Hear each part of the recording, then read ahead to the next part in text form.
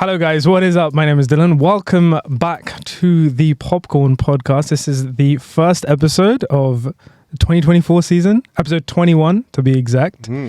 Hello. Hello. I'm joined by another veteran of the show. Yeah. Mickey's twin brother. Yeah. I look a little different. You do look a little different, I can't man. put my finger on it.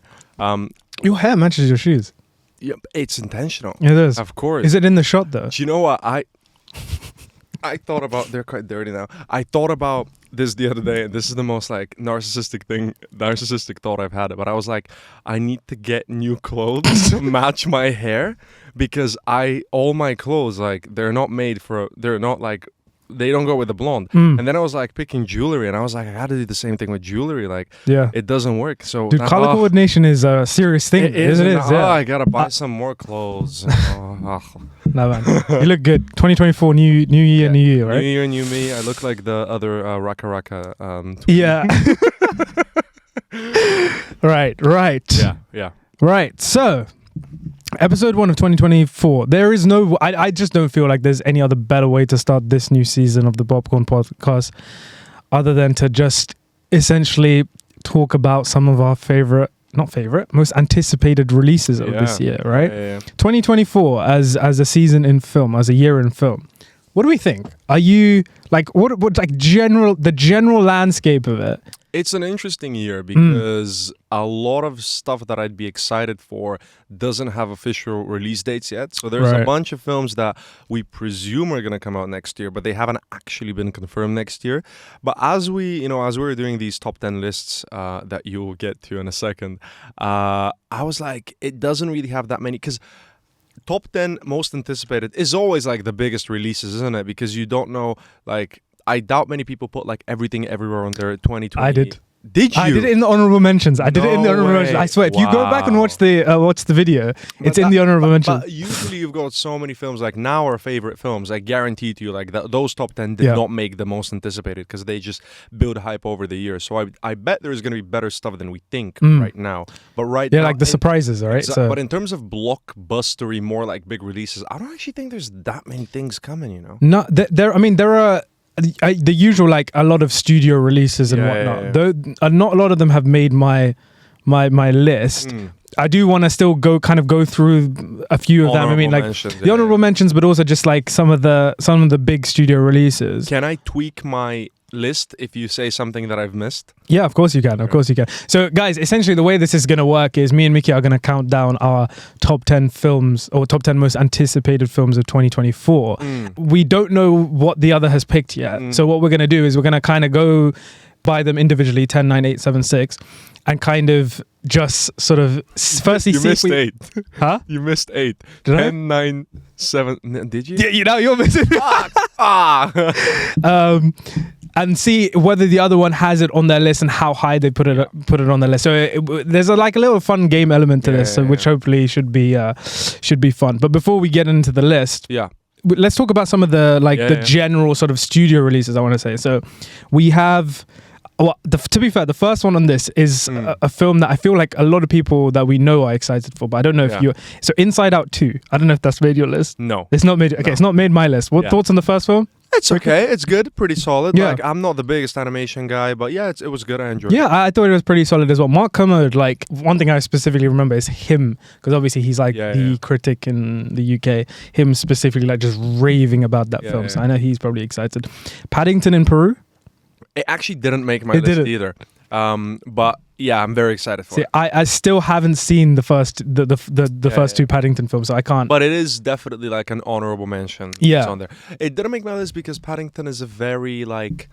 It's incredibly wholesome. They're awesome. But I'm not like hyped for it necessarily. Fine. Like it's not. It's like a safe film. Yeah, I know it's gonna be good. I'm excited for it, but it's not like, I can't wait to see this in a sort of like that feeling. You know. Right. The next one I've got on the list is Kingdom of the Planet of the Apes. Also honorable mention, didn't make my list. So the reason this isn't actually on my list is because Matt Reeves isn't directing it. If it was, I would have put it on. 100%.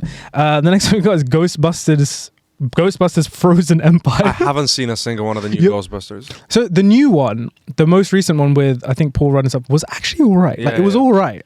They look fun. Yeah. They look fun. That's the only reason I'm mentioning it. Yeah. Mean Girls, the musical. I am looking forward to it, but it's not on my list. But I think it could be like a hit or a miss. Yeah, I think they could do something really interesting here, but because the original is such a beloved classic, it's like. But they have Tina Fey coming back, and they have some of the creators on board, so maybe we don't know. And then we have Mufasa, the Lion King. Also not on my list. Yeah. So the live action Lion King was like very, very like bleh. But because I disagree personally. Really? I like it. You really like it? How can you? I don't get when people say they don't like it because it's the same film. Yeah, but and the argument is like you lose the charmfulness because they're like photorealistic, but it's the same film. Like but the animation in the original is what makes it so great. The that complements the story. This is just like I think it's part of it, but Again, I prefer the animation, of course, but I quite liked it. And it's the best CG in history. Yeah, for sure. So I can't not appreciate it. Like, when you see that freaking lion, it looks like a lion. And that's what a lot of people don't like. They're like, we don't want a talking lion. Yeah. But I think it's like, I don't get it when people are like, they ruined it. It's the same film. Yeah, I wouldn't say they ruined it. I don't think the first Lion King was like what is one of like my all-time favorites. But what I would compare it to is the Jungle Book live action that they did, which was significantly better. With the Lion King remake, they literally just did shot for shot the same thing. So exactly. I was like, what? Exactly. Yeah. Rebel Moon Part 2. I haven't seen Rebel Moon Part 1 yet. You're not as excited. I read some reviews and I'm not gonna. Fair enough. And then we have the Marvel Sony universe releases. Oh yes, Madam Web. So we have Madam Web. Which, you know what, I actually was excited for before the trailer. But the trailer, my goodness. I don't like I don't like shitting on films, and I'm not obviously before I see it, but that trailer is not good. It's trash. Like, I will say that publicly. That trailer is just not Are you still going to watch the film? Because I probably still will end up watching it. I will probably watch it, but I will probably watch it if it's got like some redeeming qualities. But if people are like, yeah, this is just flat out not good, I'm not gonna bother. But I'm curious. But the trailer is just horrendous. Yeah, it's so bad, that trailer. It's probably the worst trailer I've seen. It is. It's probably it's up the there. worst trailer It's up there. Then we have Kraven the Hunter. I don't know if you've seen the trailer for that. It's not on my list, but it looks way better than Madam Web. Oh yeah, but like anything. And I am gonna watch that. Yeah. Yeah, I am as well. I mean, like the Kraven the Hunter is like a massive Spider-Man villain. I right? should have played him one day. I should have played him. That's my fucking superhero role. But Aaron Taylor Johnson's got the gig now, isn't he? I know. Yeah, I feel like these. I don't know what the Sony sort of Marvel universe kind of. What they're doing. I don't know what they're doing, but it's also like they did like Morbius, and they've just got a track record of just utter shit, essentially. Yeah. They don't look great. The other one that's coming out this year is Venom 3, apparently. Yeah. I didn't see Venom 2. Venom 2. But Venom 1 is fun. Yeah, it's alright. And I think half of the fun is just Tom Hardy kind of going nuts a bit. And the last massive studio release that I think everyone is super hyped for is Godzilla X Kong: A New Empire. Do you know what? Like, we behind the scenes, it's an inside joke now about that film, but I totally get the appeal for it. They're pretty solid films about two massive like monsters fighting the shit out. They're exactly what you'd expect a Hollywood studio blockbuster 100%. To be. Like, there's like no story, and it's just massive. 100%. Have you seen Godzilla -1? No, I saw it last week. It's on my list for. I'm waiting for it before. It's really good, man. But I really want to see it. Yeah. So that sort of kind of rounds up the studio releases. So none of these are on your list. None of these are even my honorable mentions. These are just a general analysis of the studio landscape. Okay. So honorable mentions for me. Do you do you have honorable mentions before your top 10? Yeah, but I think I'll say them after you, because one of them will shock you. That it's not made my top 10. It's my 11. Okay, cool. Will shock you. So I've got 1, 2, 3, 4, 5, 6, 7, 8, 9 honorable mentions that just missed out on my, well, not just missed out, well, they didn't make my top 10. So the first one I've got is a film called We Live in Time, or We Live in a Time.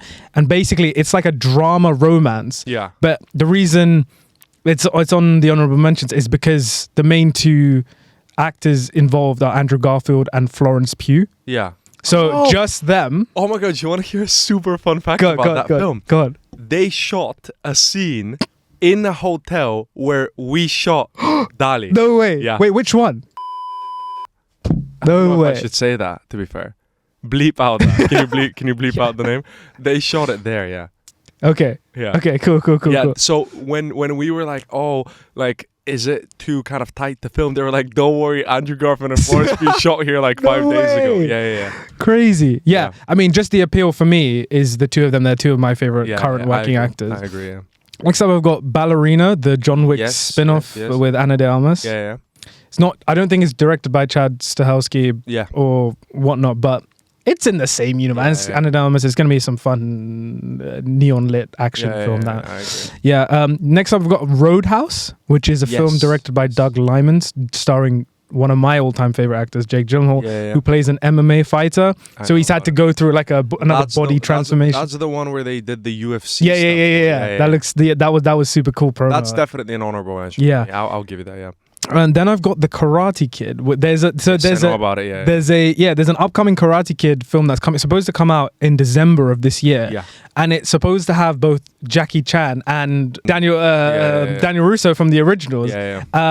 Which is cool. And I don't know what the hell they're gonna do with that. It's kung fu and karate. Yeah, I'm excited. I guess I'll watch it. Then I've got Wolfman, which I don't think is a superhero film, but it's directed by. So Ryan Gosling was originally tied to the project, but he's recently left. Yeah. But the reason I'm still kind of excited is because it's directed by Lee Winnell, who's done films like The Invisible Man, Upgrade. I don't know if you've seen Upgrade. It's such a slick sci-fi action film. It's terrific, and he's brilliant. Really cool fight sequences. Brilliant, and like the way like Lee Winnell moves the camera. He was like one half of the original Saw films, like with James Wan. I think he's great, so I'm excited for that. Another film that's on my honorable mentions is a film called Love Lies Bleeding.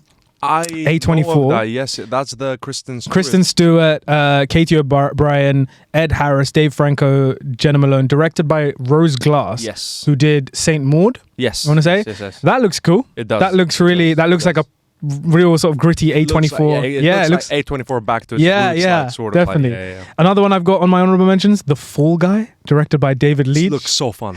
Ryan Gosling, Emily Blunt. I almost put it in. It looks super fun. My second honorable mention, close to the list, is Argyle, directed by Matthew Vaughn. Matthew Vaughn is probably one of my favorite directors. I agree. Directed Kingsman, the Kick-Ass films, First Class. Getting a lot of like criticism. Everybody's like, for the marketing, not for the film. Everybody's like, I keep seeing that film everywhere, and I was like, I've actually not seen any of it. And then I watched the trailer last night, actually, and it does look sick. Yeah, it looks cool. It looks cool. I'm sure it'll be like a fun film to watch. 100%. And then it's like also like he said, like, because Henry Cavill's in it and he's playing this fictional agent, I guess, and he was just like, I cast Henry Cavill just before they Bond can just snapped him up before he gets cast as Bond. It was so fun, that's pretty fun. And the my honorable mention that just missed out on the top 10, which you're going to be pissed about, and I'm certain it's on your top 10, is Civil War. Dude, what? I'm sorry. You didn't put Civil War in your top 10? I'm sorry. Yeah, it's really high up there in mine. We'll talk about Civil War. I like 100% knew it was going to make it. It's going to crack your top. Alex Garland is like my top 3 directors right now. Yeah. So what Civil War is? Not to be mistaken by a superhero film, Captain America Civil War. This is a completely different film. I'll piss you off with my 11. You're going to say Dune. No. You're not, okay, cool. Your 11 is Gladiator 2. Gladiator 2. Okay. Well, that is on my reasoning is because I think Ridley Scott is like hit or miss. Yeah. So because of Napoleon, I'm a little bit more like, because he's also just churning out so many films. Right. So it's really difficult for me to gauge like it could be amazing or it could be a bit of I'm not sure. And I think all the other ones I'm a bit more confident in. They're either very unique or I'm very excited for them, like, with reason. So Gladiator 2 just didn't make it, but that's my honorable mention. I can't believe Civil War is not in yours. It's ridiculous.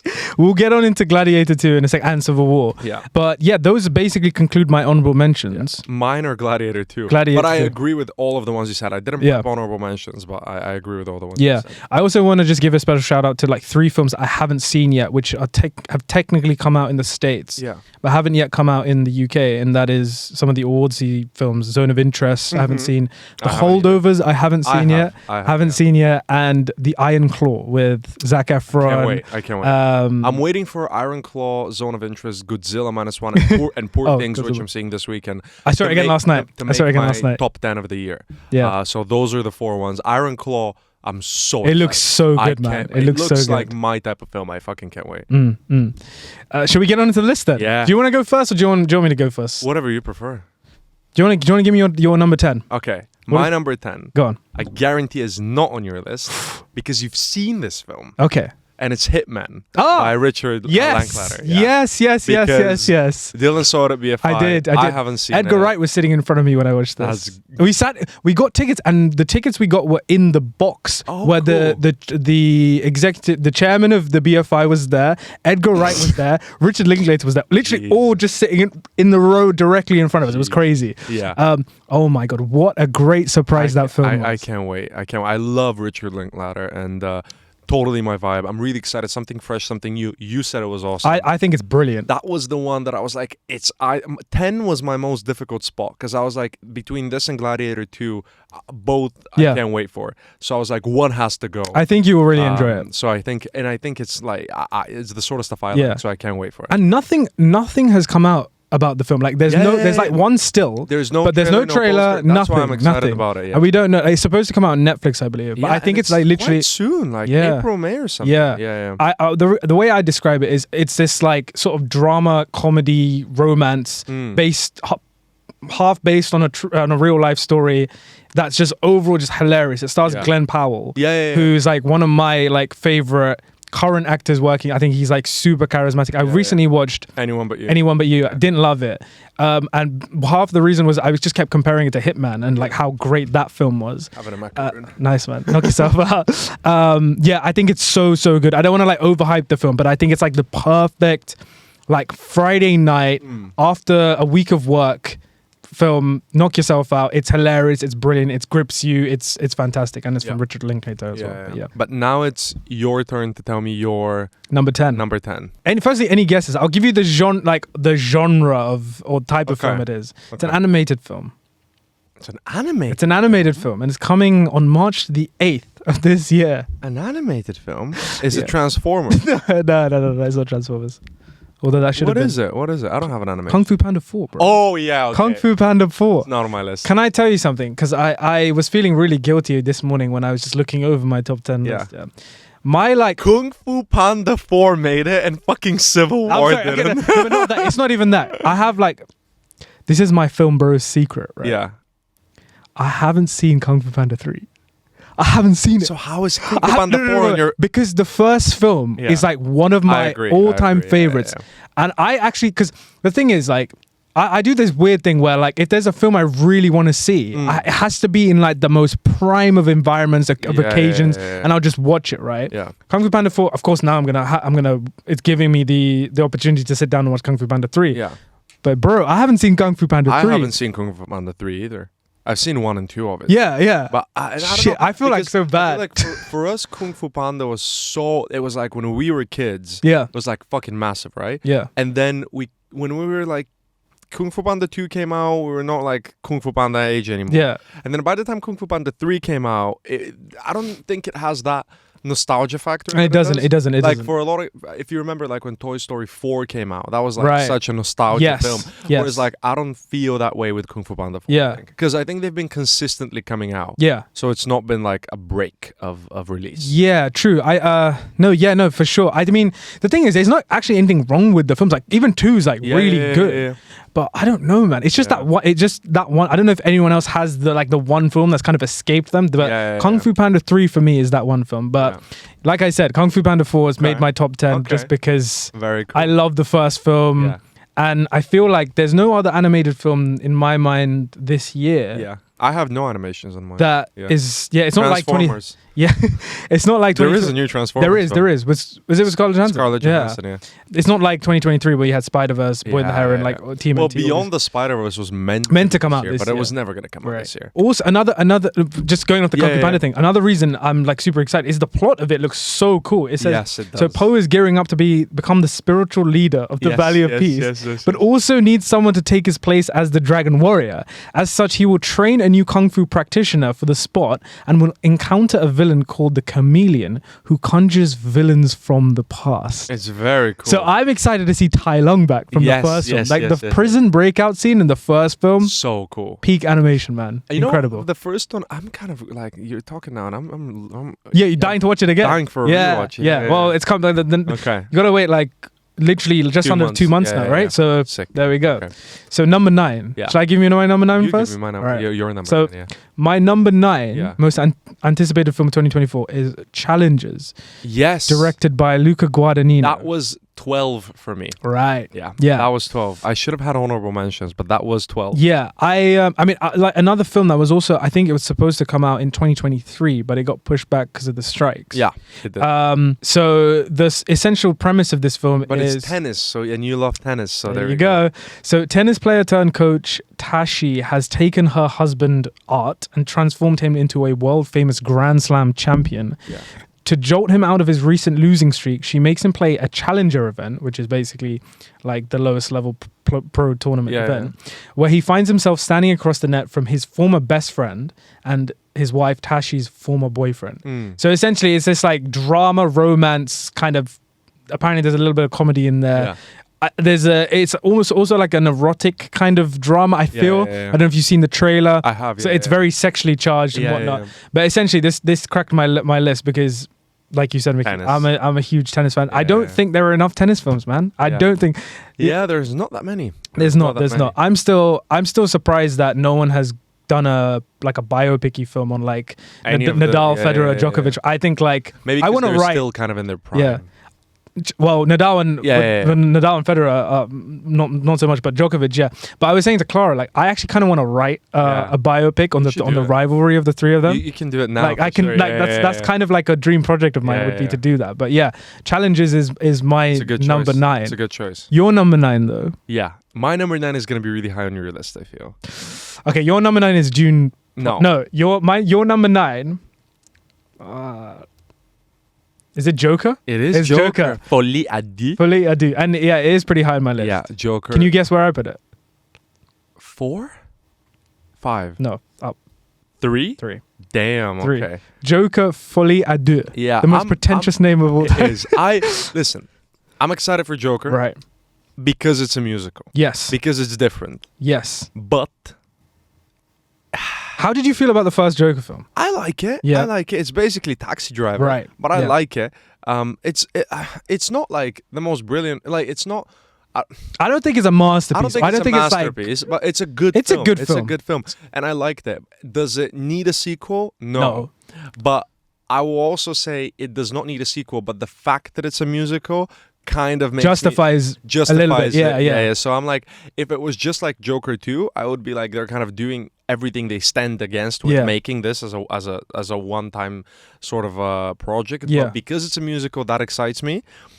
I have a feeling it's not going to really hit the same marks, but who knows, it might be like even more brilliant. Yeah. I don't know. I think the idea of a musical is really interesting because obviously, you know, when you're going to the psyche of these characters, it's all like, it's all over the place. And music, like being a musical opens up a lot of elements where you can do so many interesting things visually and play around with different kind of perspectives.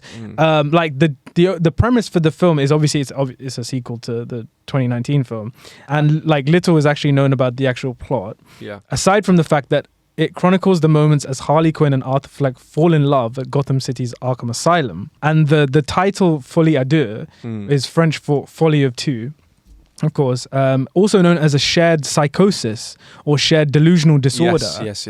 SSD, and it's a rare psychiatric syndrome in which the symptoms of a delusional belief and sometimes hallucinations are transmitted from one individual to another. So, like, that is interesting. I think it's gonna it's definitely gonna be a big release. It's gonna be fun to watch. It's gonna make weird, a billion. I think it's gonna.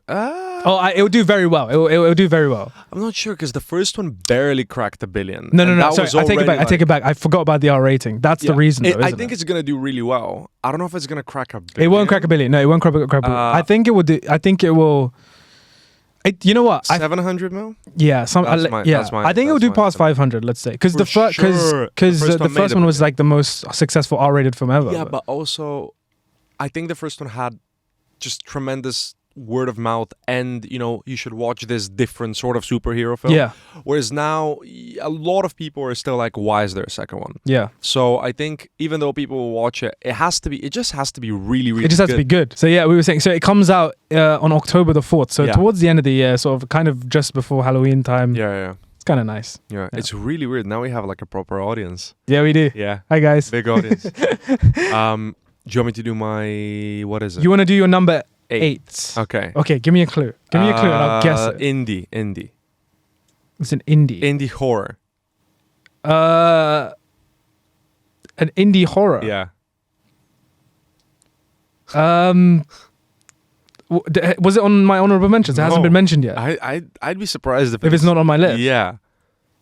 It's not. No, but I thought this was going to be way higher. No, it can't be this. It can't be this. I want to say, okay, I'm going to stop messing around. I want to say indie horror. A Quiet Place? No. I don't want to say Nosferatu yet because that's, I feel like that's much higher. It's MaXXXine.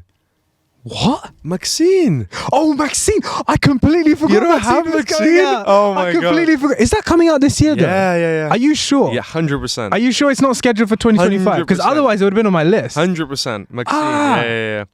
MaXXXine after X and Pearl. Yeah. 100. I would have put it on the list if I knew it was coming out in 2024. Yeah, MaXXXine is coming out 2024. This is where you're wrong. No, I mean it's 2024 announced, so. I mean, it's about time though, right? Like these films, X came out. We saw the first X film together, right? Alone in a theater. Yeah. That kind of sounds weird, but it's the only time I think I've ever watched a film in the cinema and there's not been a single other person in the audience, right? To be fair, it says it doesn't have a release date, but it does say. Right. No, but it does say it's confirmed 2024. All right, cool. I'll take your word for it. No release date. So. I would have put it on my list, but yeah, MaXXXine. It's the third. Is it the final part of the trilogy? Final, I think so, final. right? Yeah. Mia Goth, great. Can't wait. Ty West. Can't wait. It's gonna be awesome. Really exciting. Yeah. Can he bring it home though? Can he bring? I think so. So do you prefer X or Pearl? Pearl. Pearl. But X is great as well. But Pearl is like really, really like. I'm a star. Yeah, I'm a star. It's so good. Like it's so weird as well. And Yeah. It's so like it's a nice touch to. He knows what he's doing. He's He a does. really like well-crafted director. Yeah, and it's quite not simple, but it's very like it's very contained, but in a really good way, I'd say. And of course, Mia Goth is fantastic as well. What's your 8? So my 8 was one of the guesses that I did for you, which is A Quiet Place Day 1. Yeah. This one is directed by Michael Sarnowski, so it's not directed by John Krasinski. Mm-hmm. So I feel like if it was directed by John Krasinski, it would have been a bit higher because I really enjoyed the first two. I think the second one is actually my favorite out of the two of those. I really enjoyed those films. The director, Michael Sarnowski, did Pig with Nicolas Cage. Yes. Interesting. Weird film. All that we know of A Quiet Place Day 1 is that it is a prequel detailing the origin of the creatures from A Quiet Place. And I feel like watching A Quiet Place 2, I remember the first opening scene where the sort of meteor crashes in. Awesome. Everyone's like, what the hell is going on? Where are these things from? That. So I'm hoping we get a little more clarity in this one. It's not on my list purely because of the change of director, I think. Right. And I think it gives me like a bit more like blockbustery mainstream. Yeah, fair enough. I think... Yeah, I think it's got some cool talent though. Lupita Nyong'o, Joseph Quinn. It does. I am excited for it. I'm definitely gonna see it. But yeah, it just barely. It would be an honorable mention. Yeah. Cool. Number 7. Wait, number 7. Number 7 was MaXXXine. Number 8 was MaXXXine, no? No, Hitman, Joker, MaXXXine. My number 7 then. Wait, was this your 8? This was my 8. Okay, what's your 7? My 7, because Joker was my 3, right? Yes. So my number 7 is your honorable mention. Yeah. Which one? Gladiator 2. Gladiator 2. So it is, of course, like the original is, of course, like one of the Swords and Sandals films. Yeah. An epic. It's like, I think it's terrific. Yeah. It's one of my favorite Ridley Scott films. Directed once again by Ridley Scott. Supposed to come out on the 22nd of November this year, so the later sort of end of this year. So awards season date. Yeah, it follows Lucius, the son of Maximus's love Lucilla, who was played by Paul Mescal, who is basically the son of Connie Nielsen's character in the first film after Maximus's death. It also stars Fred Hetchinger, Denzel Washington, Connie Nielsen, Pedro Pascal, and Joseph Quinn. Yeah. So good cast, solid cast. Ridley Scott coming back to direct. It's got all the makings of. Whilst I'm super excited for it, it's also completely unnecessary. Yeah, no, it is. It is. It has to be one of the most unnecessary sequels. 100%. It's so random. Yeah. But I think it could be fantastic. It could be great. I'm expecting some epics. Amazing. Yeah. Or it could really not. You never know. Yeah. You never know. So what I find kind of interesting about this film is it follows Lucius, the son of Maximus and Connie Nelson's character, Lucilla. And apparently the film is supposed to kind of be centered around his kind of pursuit to find out who his father is or his real father, this, that. So like I feel like one thing they have a good opportunity to do is to use the first film as an almost like sacred kind of backstory, and then do something new with some new characters, which is really cool. I agree. And of course, like Ridley Scott is directing. I don't know if Ridley Scott. I mean, of course, he's the OG director for the film, but I would have been happy to see, like, because obviously, like, Blade Runner 2049 it's a hot take, but I prefer 2049 to the original. But like having someone like Denis Villeneuve or someone else to come in and like, actually hone a new kind of vision for it, I would have been down for. But hey, Ridley Scott. I actually think he should have kind of, if we have it, it should be by him. Yeah. But I'm not sure if we should have it. Like, but it's the sort of thing, as we said, like it can go really hit or really miss. So you never know. Yeah. Another reason it's lower down on my list is because Ridley Scott is a bit of a hit or miss. Yes. He has been recently. I feel like if he can bring the focus that he did with something like The Last Duel. I agree completely. Have you seen The Last Duel? I have. Really good. Brilliant. I think if he brings some of the elements from that film onto Gladiator, I'll be like, it'll be great. I agree. Your number 6. You won't like it because it's your number 1. Okay. Let's skip number 6. Okay. Let's skip number 6. We skip. Should I say it or do you want me to skip it? Let's skip it. Okay. What's your 6? My number 6 is You. Oh, Mickey 17. Mickey 17. Yeah, Mickey 17 is my number 6. Can you guess what number on my list that is? Number 4. Number 5. Number 5. Okay, that's a pretty. That's a pretty.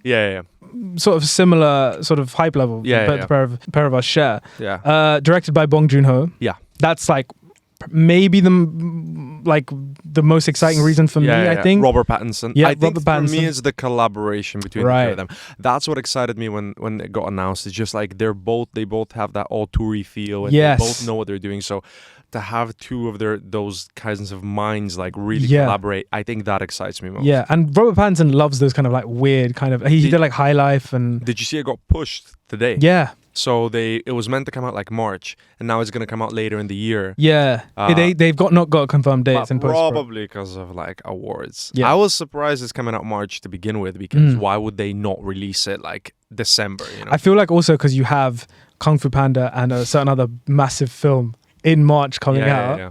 I don't know if the other unnamed film that no one knows. Mickey 17. Yeah. Mickey 17 is an expendable, a disposable employee on a human expedition set to colonize the ice world of Nilfheim.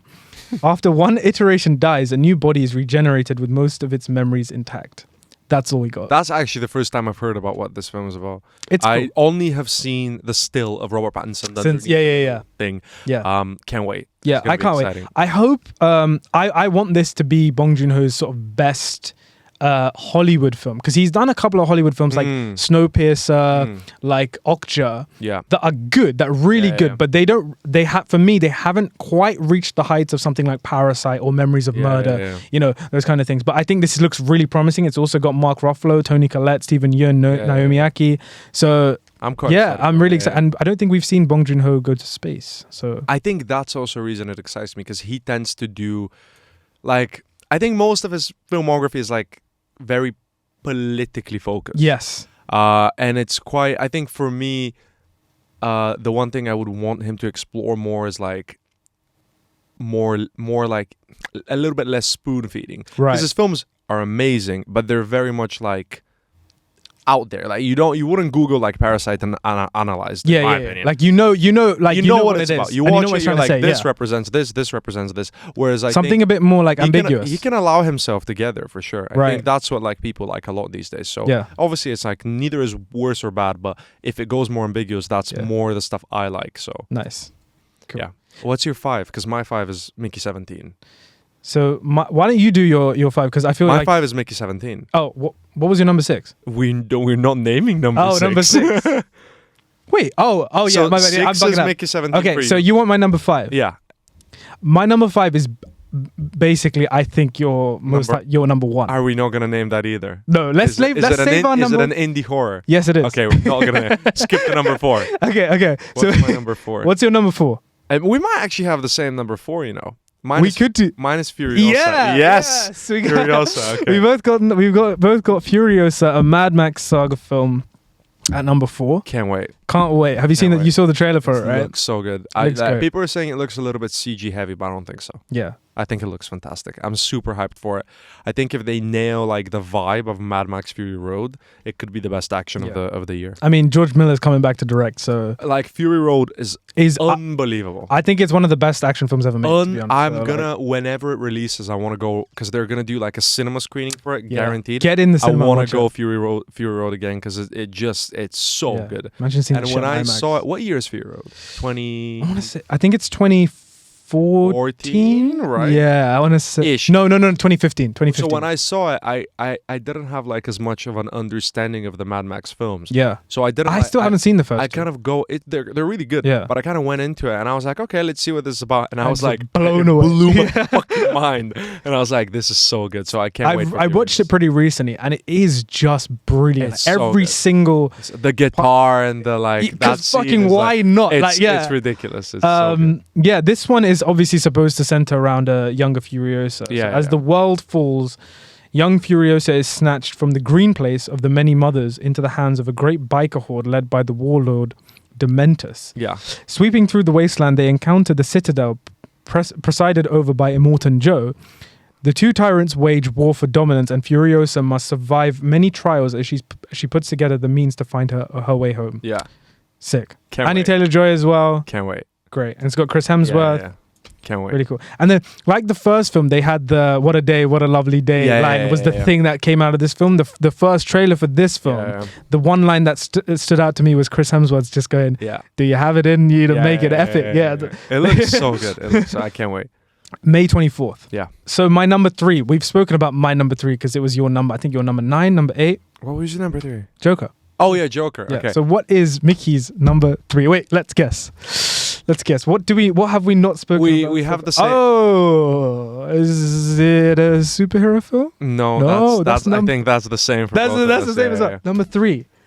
Oh gosh. Honourable mention. Oh, Civil War. So do you want to take this one then? Go on. I mean, Alex Garland is fucking brilliant in my opinion. Ex Machina is probably my favorite like modern film. Yeah. I think it's insane. I have the A24 Steelbook. I have watched it countless times. Brilliant film. I actually rewatched Annihilation randomly like 2 days ago. I saw on your letterbox. Yeah, so I watched. It's still brilliant. Annihilation, as amazing as it is. Men. I was gonna ask you.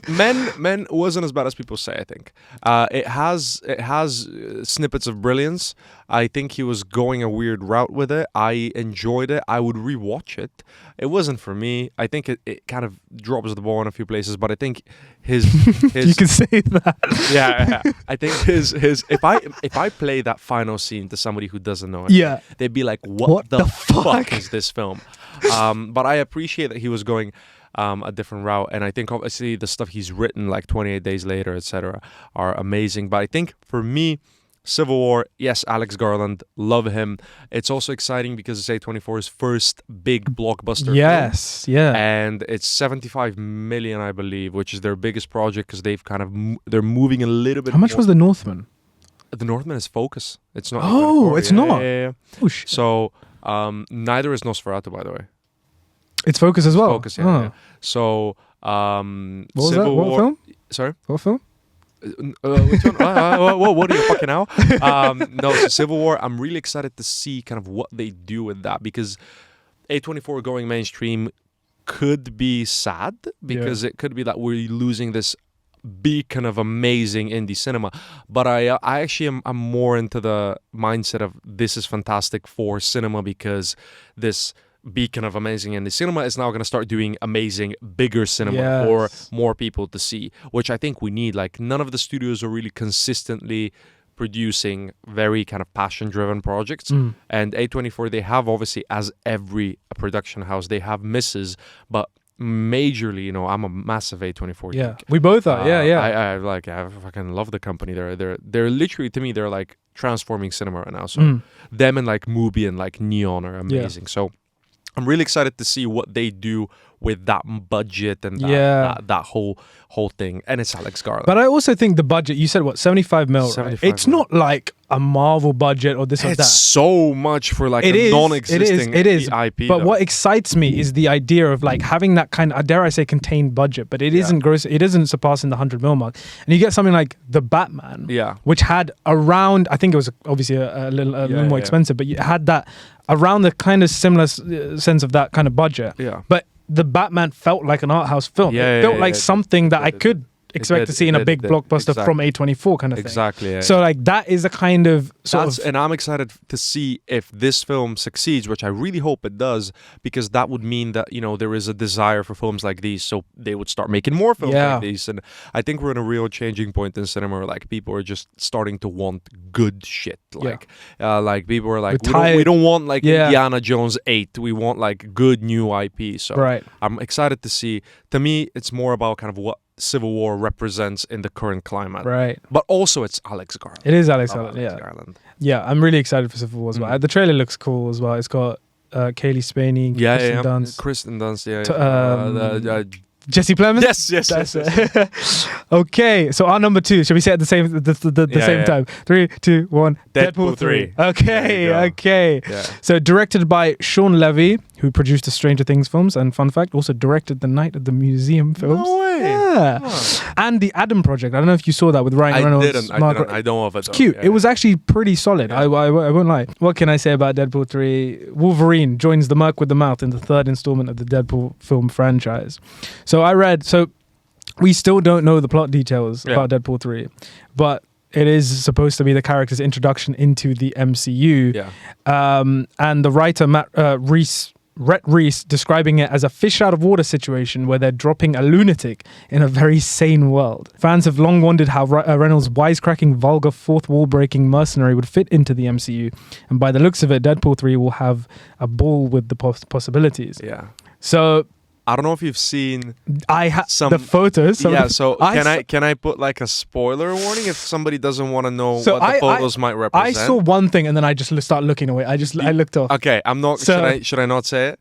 Because basically, this photos revealed like a big thing. Well, I don't know if it's a big thing. It's like probably, 5 minutes. It's probably in the a film. GIF. It probably will be. It'll be like a 5-minute spoof basically. About a place that it's taking place. No, I don't know that. I saw a specific character. I know about that too. I've seen. Unfortunately, Reddit is losing its mind with like leaks. So I've seen all of it. But one of the locations I don't know about the location. I don't know about the location. I'm not gonna tell you. Okay, cool, unless you want to know. No. I want to go to as bad as possible. Basically, it looks fucking insane. Yeah, I can't wait, and I'm sure it's gonna be fantastic. Yeah, I think it's gonna be the best Deadpool. I think it definitely has a possibility. Like one of the main draws for me as well. I mean, I was always gonna watch a Deadpool movie. I love the character. I love how Ryan Reynolds plays him. Those films are fantastic, and I think that it could be like the humor will come a lot from taking the piss out of the MCU and like sort of seeing. I think it kind of comes at a perfect time. Yeah. Because Deadpool 1 came and it was massive. Everybody loved it because it's unlike anything. And then with Deadpool 2, I did feel a bit of like saturation for Deadpool. Yeah. But now, because of everything that's going on in the superhero like world industry, the fatigue, and like because of the merger and because of like all the DC stuff, everything, I think they have so much material to just fuck with everybody. Exactly. So I think it's coming at a perfect time for this film. I think this is the film that comic book fans kind of Marvel's only release next year, which is crazy. Like it's a lot of faith in the one project. It's a lot, and I think they're gonna market the shit out of it. Like I imagine it's gonna crack $1 billion.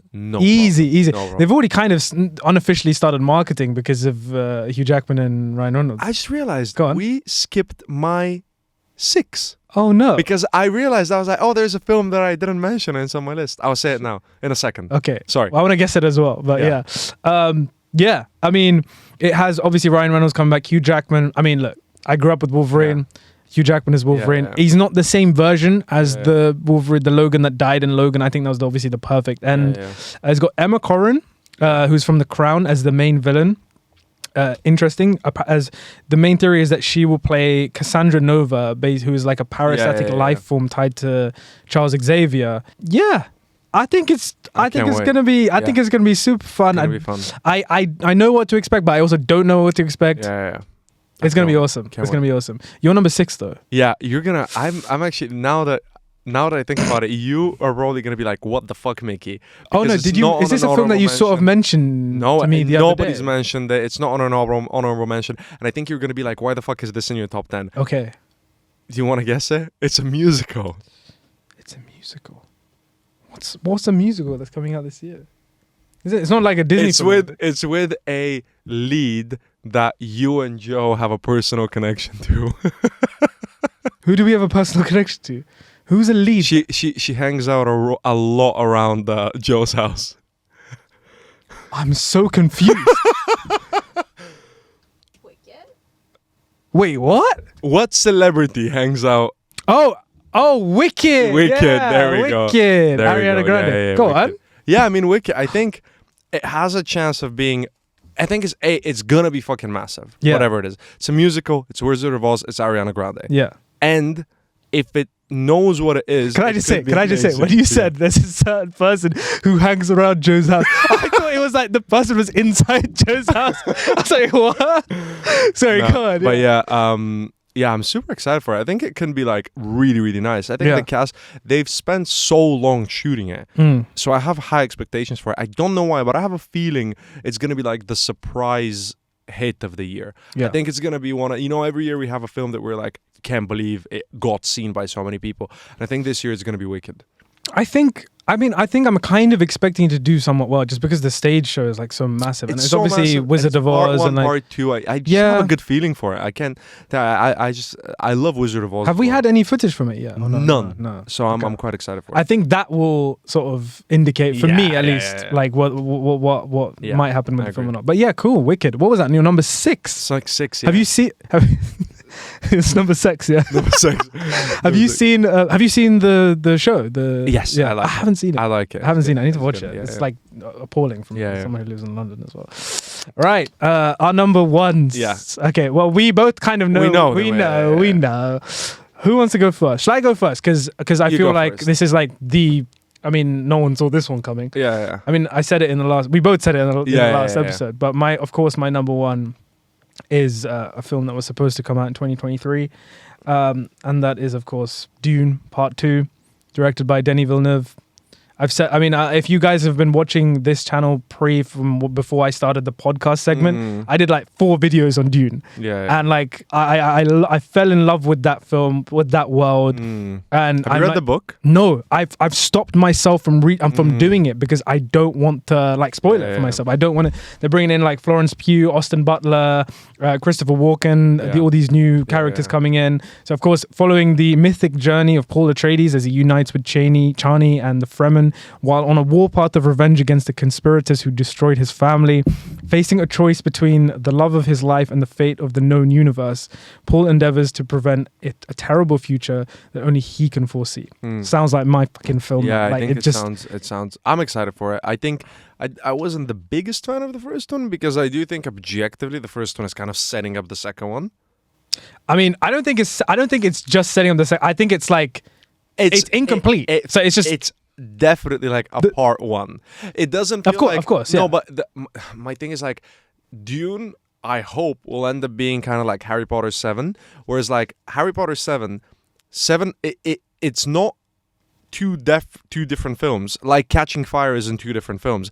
They are one film split into 2. And I think that's always an issue you're going to have with the first one because the first one is setting up the second one. That's really interesting because with Deathly Hallows Part 1 and 2, I think they are almost 2 different films. I think they're by the way, we rewatched Harry Potter over the holidays and I was like, Part 1 really grew on me this time. I was like, I really got that indie nice good feel. Yeah. But it feels like it's setting it up to me. Oh no, yeah, of course. So but that's why I'm excited. If it was, another like Villeneuve release, I would probably have put it further back. But because I think Part 1 was so good at setting it up. Where is it in your top 10? 6. Okay. No. I think it is 7 just after Wicked. And because part 1 is good at setting it up, I think part 2 is really gonna like explode. Yeah. But I wonder, I'm gonna rewatch part 1 because I remember when I watched it, my only criticism was like, it's fantastic at a cinema. I wonder what it's gonna be like on a laptop. Right. So we'll see. Yeah, I mean, because I've not rewatched it since it's come out. I've watched it once in a cinema. That was it. Yeah, I mean, it's an interesting experiment, but I mean, like, in terms of just pure cinematic brilliance, I think like it doesn't really get better than Dune. I mean, the sound. Yeah, I agree. The Greg Fraser cinematography, Hans Zimmer's fucking score. I agree. I've heard that shit live, and it's like you start floating when you hear this stuff. It's incredible. No, I'm excited for it. And I want to see what happens in the story as well. Like, I think Denis Villeneuve is gonna do the Dune Messiah, but I think he's gonna do. He said he's gonna do another film before. Yeah. And plus, I think Dune Messiah isn't like the story is complete after part 2, and then there's more stuff. Exactly. So, yeah, man, I'm gonna be so high. You can expect an episode or 2 on Dune part 2 when it comes around. That'll be fun to watch with you. Yeah, that'll be great. We get the whole gang together. Go watch it. Exactly. But your number 1, Nosferatu. Robert Eggers, The Witch. That was my 5 stars. Lighthouse, 5 stars. Northman, 5 stars. Fuck you, you're all wrong if you think otherwise. Eggers is a genius. Can't wait. What is your favorite out of the 3 he's made? Lighthouse, then Northman, then The Witch. Okay, so mine is The Northman, The Witch, The Lighthouse. Even though I think all of them are brilliant. They're brilliant. Like, it's just personal. The dude has not missed. He is insane. Yeah. My biggest pet peeve is people who don't like The Northman. You're wrong. The Northman is a masterpiece. I think it's great. I think it's so amazing. good. I think it's so good. And I can't wait. Nosferatu, it's his. Not only is it another film of his, it's his passion project. So if that blows my mind because the other stuff he's done haven't been his passion project. So how fucking good is this going to be? It's insane. So like obviously the premise of it is based on the 1922 film, the original, which is obviously like an adaptation of Bram Stoker's Dracula. So it's a gothic tale of obsession between a haunted young woman and a terrifying vampire infatuated with her, causing untold horror in its wake. Yeah. The word gothic is, and Robert Eggers are just synonymous with each other for me. Like, I think Bill Skarsgård, Lily Rose Depp, Nicholas Hoult, Aaron Taylor-Johnson, Emma Corrin, Willem Dafoe. I mean, like, it doesn't really get better than this. Is Nicholas Hoult still in it? Apparently so. I thought. Did he leave? I was wrong. I thought Bill Skarsgård is the new Nicholas Hoult. Is it? But maybe I'm wrong. No, maybe you're right. I got it from. I think my source was Letterboxd. But yeah, I can't fucking wait for it. I think I got a buddy who. And I'm so mad I didn't do this. Who watched Nosferatu, the original, on 1st of January because this comes out 25th of December. So he wants his Letterboxd wrap to be 1st of the year Nosferatu, last of the year Nosferatu. But yeah, I can't wait. I think it's going to be like, my expectations are through the roof. It better make my top 1st of the year. Like all of his, I think genuinely, every one of his films has been my favorite of the year that's come out. Really? I think he's like brilliant. I think he's the best like young modern filmmaker. And I don't even like horror that much. So keep that in mind when I say that. I think like I feel like horror it is technically a horror film, but it's not just horror. It's like fantasy, drama. So there's it's just like a mix of all these kind of gothic, dark elements. And I can't wait. Like we've only seen like 2 shots of that film. Like there's the one of Lily Rose Depp. So I'm like, I can't wait to. I normally hold back from trailers, but I can't wait to just see because every Robert Eggers film looks like just insane and incredibly visually provocative and whatnot. And this is no different really. Definitely. So yeah, your number 1 Nosferatu, my number 1 Dune Part 2. Yeah. Shake in the middle. Here's to a great 2024 film, man. But yeah, thank you so much for coming in. Pleasure, always. And talking, looking ahead. Thank you for having me, I bleached my hair for this, actually. I knew it was coming. I was like, 2024, we got to start it on a bang. You know? Commitment, man. Yeah. But yeah, guys, do let us know what you thought of our picks and what your picks are for your most anticipated films of 2024 in the comment section down below, or send us a DM or an email. We'd love to know. But for now, thank you guys so much for watching, listening, and we will catch you very soon in the next episode of the Popcorn Podcast. Cheers. Peace.